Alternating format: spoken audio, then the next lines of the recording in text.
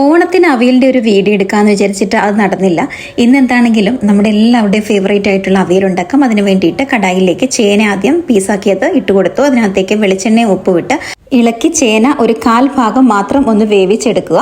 ഇനി ഇതിലേക്ക് ബാക്കി കട്ട് ചെയ്ത് വെച്ചിരിക്കുന്ന പച്ചക്കറികളെല്ലാം കൂടെ ഇട്ട് കൊടുക്കാം. ഇനി ഇതിലേക്ക് ഒരു സബോള സ്ലൈസ് ആയിട്ട് കട്ട് ചെയ്തതും 6 പച്ചമുളക് നീളത്തിൽ കട്ട് ചെയ്തതും കൂടെ ഇട്ട് കൊടുക്കാം. ഇതിനകത്തേക്ക് ആവശ്യത്തിനുള്ള ഉപ്പും മഞ്ഞൾപ്പൊടിയും ചേർത്ത് കൊടുക്കുന്നുണ്ട്.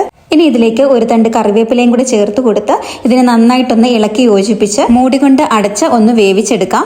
ഇത് വേകാൻ എടുക്കുന്ന സമയത്ത് മിക്സിയുടെ ജാറിലേക്ക് ഒരു മുറി തേങ്ങ ചിരകിയതും അതിലേക്ക് 6 ചെറിയ ഉള്ളി, 2 വെളുത്തുള്ളി, മഞ്ഞൾപ്പൊടി, 1 ടീസ്പൂൺ ചെറിയ ജീരകം, ഉപ്പ്, കറിവേപ്പില ഇവയെല്ലാം കൂടി ചേർത്ത് ഒന്ന് ക്രഷ് ചെയ്തെടുക്കാം. ഇനി ചെറിയൊരു ചെറുനാരങ്ങയുടെ വലുപ്പത്തിൽ വാളംപുളി ഒന്ന് പിഴിഞ്ഞൊഴിക്കാം. പച്ചക്കറികൾ പകുതി കുക്കാകുമ്പോഴാണ് ഇത് ചേർത്ത് കൊടുക്കേണ്ടത്. അവിയലിന് പുളിക്ക് വേണ്ടിയിട്ട് പലരും തൈരൊക്കെ ഒഴിക്കാറുണ്ടെങ്കിലും വാളംപുളിയാണ് ഏറ്റവും ടേസ്റ്റ്. ഇനി നന്നായി ഇളക്കി യോജിപ്പിച്ചതിന് ശേഷം മൂടി കൊണ്ട് അടച്ച് ഒന്നും കൂടെ കുക്ക് ചെയ്തെടുക്കാം. നന്നായി കുക്കായതിനു ശേഷം ഇതിനകത്തേക്ക് നമ്മൾ അരച്ചു വെച്ചിരിക്കുന്ന അരപ്പും കൂടെ ചേർത്ത് കൊടുത്ത് വീണ്ടും ഒന്ന് ആവി വരുന്നിടം വരെ വെയിറ്റ് ചെയ്യുക.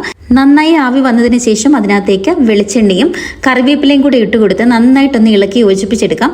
ഇത്രയേ ഉള്ളൂ. അപ്പോൾ മലയാളികളുടെ ഏറ്റവും ഫേവറേറ്റ് ആയിട്ടുള്ള സദ്യ സ്പെഷ്യൽ അവിയൽ ഇവിടെ റെഡി ആയിട്ടുണ്ട്. Okay, by.